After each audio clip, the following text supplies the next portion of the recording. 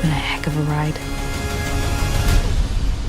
All right, look, I just want to say up front here, I am not here to yuck anyone's yum. But with that said, I need you to hear me out. We do not need Wicked 3.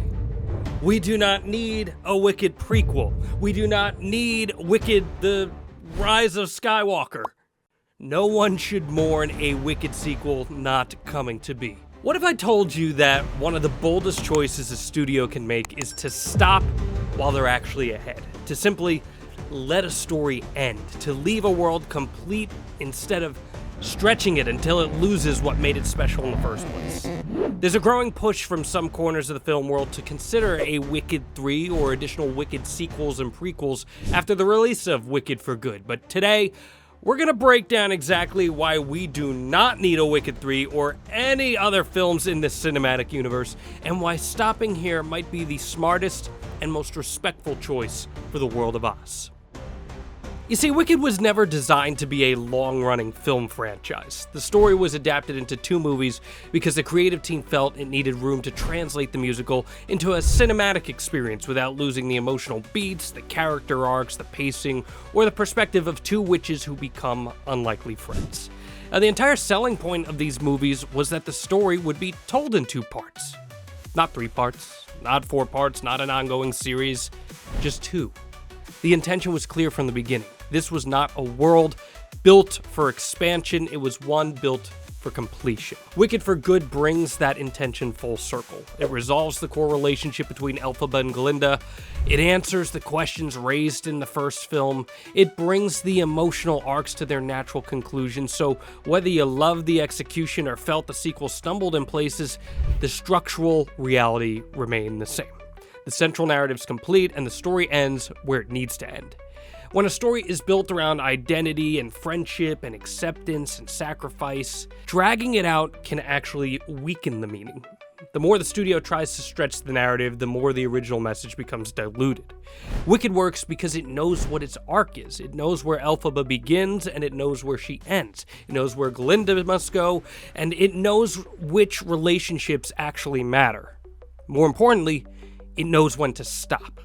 That restraint is rare in modern filmmaking, and it's exactly why pushing for more films risks unraveling the very thing that made Wicked resonate with audiences for decades from stage to screen. Some industry voices have suggested the possibility of extending the Wicked universe with new stories, including prequel material centered on Glinda's early life, would be appealing to some. And while the author of the original novels may be writing additional material that dives deeper into Oz, that does not mean the film series needs to follow suit.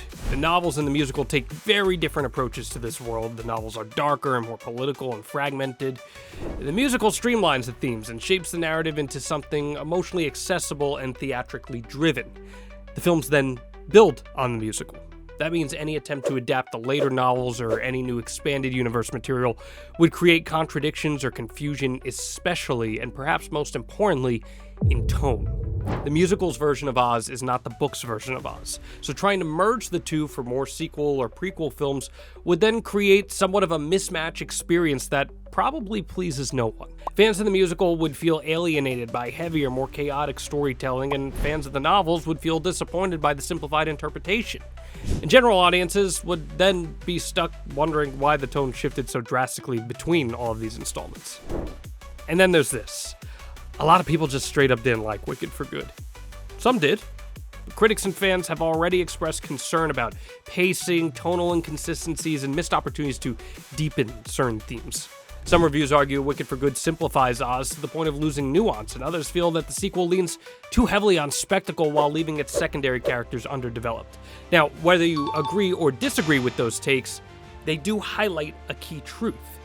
If the second movie already feels strained in places, well then a third movie would not magically solve those issues. It'd magnify them. How'd you feel about Wicked for Good? Let me know, because I'd love to hear your genuine thoughts. It really has split my family and friends, and I'd love to know what you think.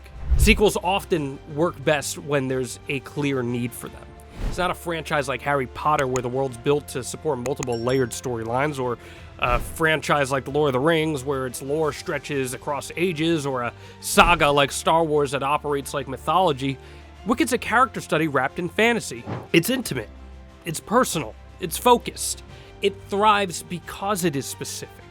Expanding that focus too wildly risks losing the heart of the narrative. And then there's the studio side of the conversation. Universal has seen how financially successful the Wicked films can be, so there's always pressure in Hollywood to capitalize on a hit. When a movie succeeds, the immediate instinct is to ask for more. But financial incentive alone is not a creative reason to expand a story. Some stories simply are not designed for franchise logic, and in my opinion, Wicked's one of those. Just because a world is popular does not mean that it should be extended. Like what I did there? I know you're excited for your Elphaba meet and greet at Universal Studios Florida. Don't worry, that'll be enough for you. You know when someone tells a good joke, it's really funny the first time, then kind of loses its magic with every time that it's retold?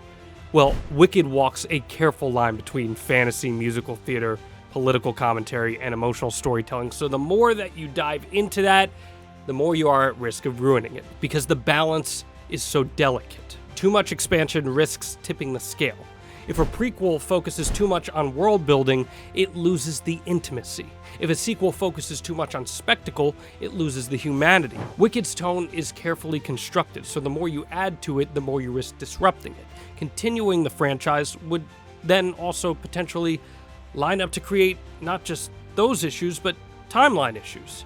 The Wicked story works because it's tightly connected to the Wizard of Oz narrative. But once you move past the established ending or try to explore events far beyond the beginning, you then start building new layers that either contradict the original or complicate it to the point of confusion. This happens in franchises where prequels begin rewriting rules or reshaping characters in ways that no longer match their future selves.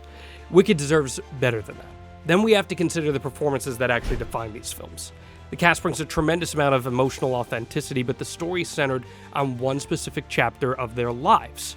So expanding beyond that chapter risks turning powerful performances for these characters into repetitive ones. When you ask actors to revisit characters past the natural ending of their arcs, you often get diminishing returns. What once felt raw and authentic then begins to feel recycled. And yeah, let's not pretend the world of Oz is perfect. While the original Wicked novel inspired a rich and imaginative view of Oz, the subsequent books in the series are far more divisive. They shift tones dramatically and they focus on new characters and explore themes that, as I mentioned, are more philosophical and political. Even fans of the novels acknowledge that the later books are inconsistent themselves. So translating those fragmented ideas into a mainstream film without confusing audiences is probably impossible. Now, if you are interested in prequels, one of the only potential expansion points is exploring Glinda's early life. But that story contradicts the fundamental power of Wicked, right? Wicked works because it shows how two very different women grow into who they are through their relationship with each other and through their experiences at Shiz. So a prequel that dives deep into Glinda's childhood then risks stripping away the layers of discovery and transformation that make her journey so meaningful in the first place. Because the heart of Wicked is about perception, truth, friendship, and the cost of actually challenging the world around you. It's about finding strength in difference and questioning systems. So these themes work because they're contained within a complete story. Adding more movies risks diluting that message. Instead of a clear emotional journey, you get narrative clutter. And instead of powerful symbolism, you get repetitive motifs. Wicked's message is stronger when it's allowed to stand on its own. I just don't see a world where this doesn't ruin what made it so special in the first place. And Wicked deserves that respect. It deserves the wisdom and it deserves the freedom to remain a complete story rather than become another endless franchise. Sometimes the greatest magic happens not when a world expands, but when it actually concludes. So let Wicked end where it belongs. Let the story stay whole. Let the legacy stay strong. Because Oz doesn't need another chapter. It already has everything it needs.